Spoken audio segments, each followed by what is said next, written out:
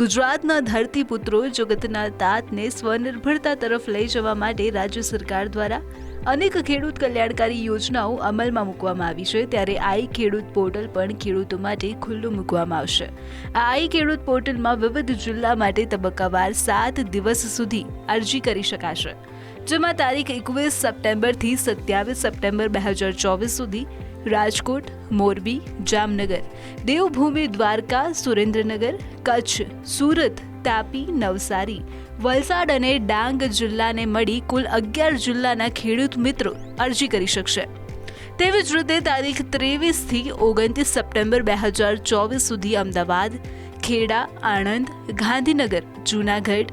ગીર સોમનાથ, અમરેલી, પોરબંદર, ભાવનગર અને બોટાદ જિલ્લાને મળીને કુલ 10 જિલ્લાના ખેડૂતો આઈ ખેડૂત પોર્ટલ પર અરજી કરી શકશે.